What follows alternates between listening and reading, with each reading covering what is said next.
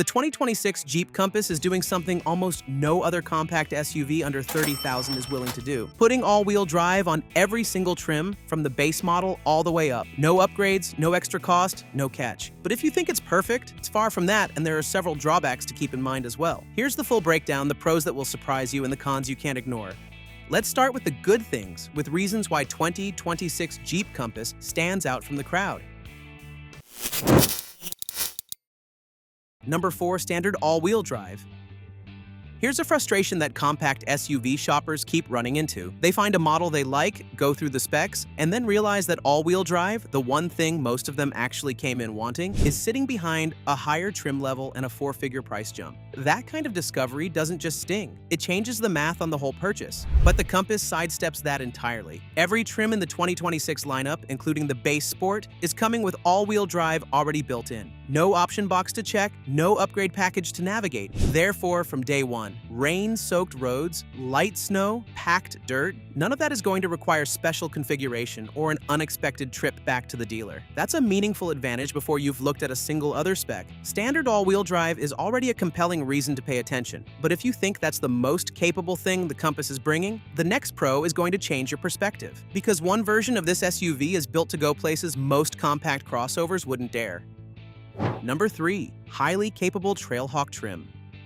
Off-road capability is something a lot of compact SUV buyers say they want but rarely receive. Most manufacturers put an all-terrain badge on vehicles with stock tires, a marginally raised ride height, and a traction mode that tweaks the throttle map. The moment things get genuinely technical, loose rock, steep inclines, deep ruts, those vehicles are sitting there looking the part without actually playing it. But the Compass Trailhawk is working from a different set of hardware entirely. It's coming equipped with a more serious all-wheel drive system featuring a dedicated crawler-gear ratio and a rock mode within the select terrain system that most rivals simply aren't offering. On an actual off-road course, the Trailhawk isn't stumbling over moderate obstacles. It's handling them with composure that suggests Jeep's engineers tested this on dirt, not in a parking lot. Therefore, the Trailhawk is going to be a legitimate off-road option, not a marketing exercise dressed up to look like one. The Trailhawk handles the outdoors well, but once you're back on pavement, there's another surprise waiting inside. The infotainment setup is doing something most buyers in this class aren't expecting, and it starts at the base trim. Number 2, configurable touchscreen.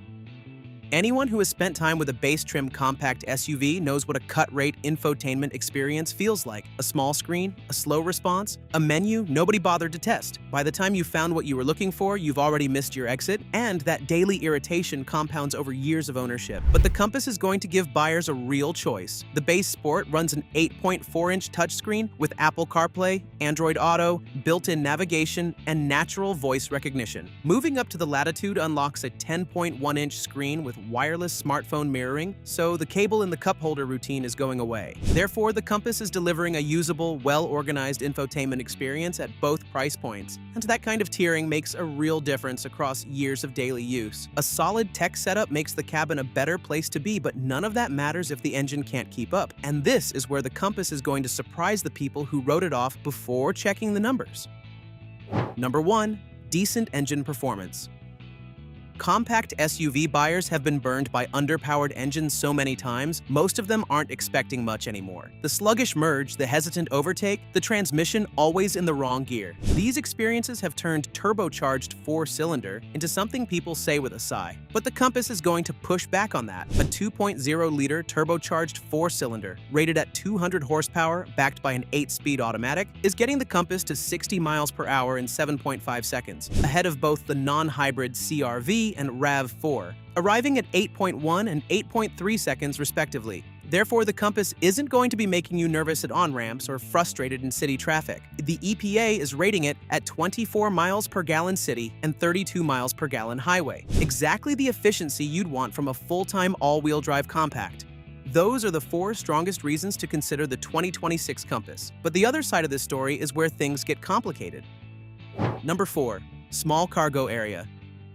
Think about packing for a weekend away, bags, gear, maybe a cooler, and playing Tetris with the trunk. That's stressful enough with adequate cargo room. When the space is genuinely tight, it stops being a minor inconvenience and starts affecting how useful the vehicle actually is. But the Compass is going to put buyers there regularly. In real-world testing, it held only 17 carry-on suitcases with the rear seats folded. A Ford Escape fits 21 in the same test. The rear seatbacks also stay slightly angled when folded, limiting how efficiently the space can be used. Therefore, if hauling anything bulky is a regular part of your life, the Compass is going to feel like it's working against you. The cargo situation is manageable with the right lifestyle, but the next con is harder to adapt to because it's going to affect you on every single drive. Number 3, poor outward visibility. Shoulder checks, scanning intersections, judging distance while parking. These happen dozens of times on every drive, and all of them depend on clean sightlines. When those sightlines are compromised, the car stops feeling like an extension of your intentions and starts feeling like an obstacle. But the Compass is going to make those moments harder than necessary. Thick pillars and a raised beltline are cutting down what's visible through the rear and side windows, leaving the cabin feeling noticeably closed off. Therefore, drivers are going to find themselves leaning on cameras and sensors more than they would in several direct alternatives. It's a fixed characteristic you calibrate to eventually, but what's coming next is a dynamic frustration that tends to get more noticeable the longer you own the vehicle. Number 2, engine noise. There's a baseline of refinement most compact SUV buyers are counting on, carrying on a conversation at a normal volume, not feeling like the car is laboring every time the accelerator goes a little deeper. When that baseline isn't met, it changes the whole character of how the car feels to live with. But the Compass is going to test that. When pushed hard, merging at speed, overtaking, climbing a grade, the 2.0-liter turbo gets noticeably vocal, and the cabin insulation isn't doing enough to keep it contained. Therefore, buyers who spend serious time on highways are going to find the refinement coming up short against more polished alternatives in the class. Engine noise fades over time, but the final con actually gets worse the longer you own the vehicle, and it starts from the very first week. Number 1, confusing controls.